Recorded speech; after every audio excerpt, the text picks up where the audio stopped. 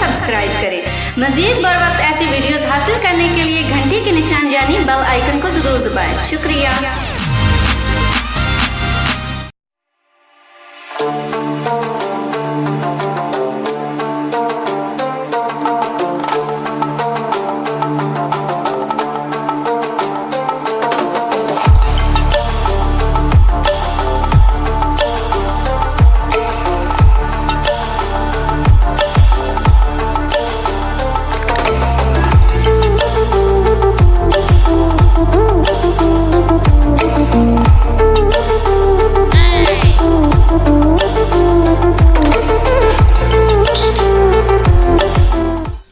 देखना पता नहीं क्या बीमारी लगी खली है। स्प्रे में बढ़िया कीते हैं, खर्चे बड़े कीते हैं, कपा वाली बीमारी नहीं छोड़ते भाई। रोकता है स्प्रे सही नहीं कीते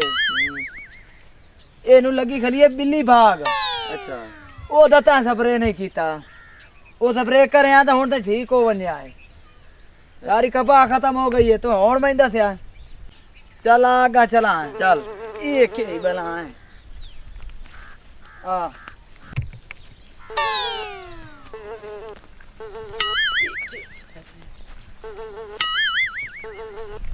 भला है पता नहीं के सच्ची में बैठ गई है और चल मक्खी आबा में माइनस है। एश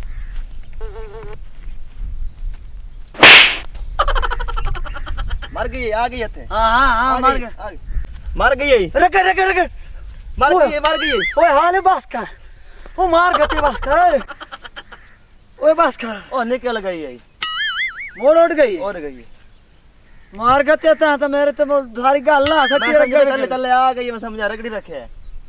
जा तेरा ही हाल कोने चल लगा ओड़ा ये सबर कर मैं उठ फदे सा मक्खी पांच दिन बहुत आंक कीते खली यार। मैं उठ फदे सा सबर कर चंगी फसल बिरावन लाया मक्खी लईंदी है। चल चल लगा चल हुन दसे आवे ता दसे हुन मैनू काबू में काबू हुन मोई है मक्खी ओ गई लाख लान दे मैनू मार गते इंज हुन इथे बाऊ मैं क्या करा मैं तन्नू मारे तो है मक्खी हुन उठ गई तो मैं क्या करा इथे ओए उठी आगे चलिए उठा मक्खी मरे दे बाकी मेरे डांद नु मां भान थटे या चल चल हुन आए मक्खी आ गई इदु बदी आ बाज निकल चला मक्खी वगैरह लाइन दिया सिरो निकल निकल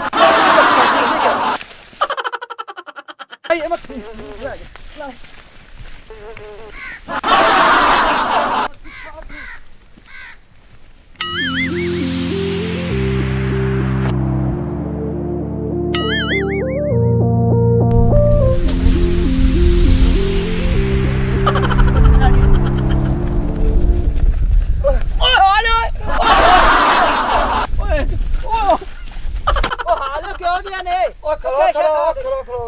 ओए उठियो तो मंजी से दिखा ओए ओ धाड़ वो क्यों है ने सही दसेने देखो यार के है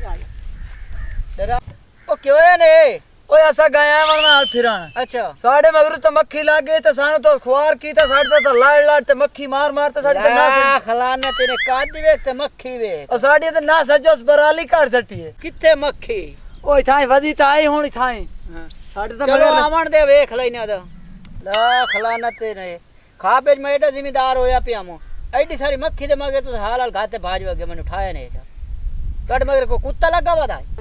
मक्खी बता आ गई किथे ए आ गए चुप चुप बाओ चुप कर बाय तो सही बाय ते आमण तो दे आ गई ओए इन करो जुटी हाथे काट बाओ अच्छा आमण दियो मक्खी नु पता कार लईने आदा निबड़ लईने आज हां ठीक है दसा आजे ले हुन आवे ओए आ गई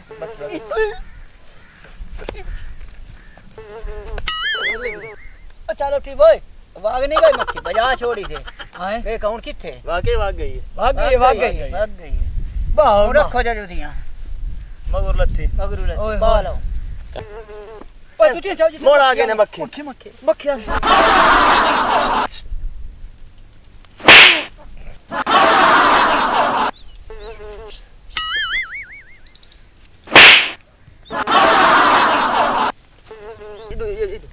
ए मक्खी मेरे बाहर फैल गई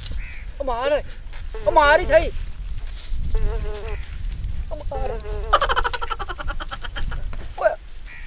ਓਏ ਮਾਰ ਮੱਖੀ ਉਹ ਮੱਖੀ ਨੂੰ ਮਾਰ ਇਹ ਰਲ ਗਈ ਖਲੋ ਬਾਹਣ ਦਿਓ ਹਾਂ ਬਾਹਣ ਦੇ ਬਿਲਕੁਲ ਤਰੀਕੇ ਨਾਲ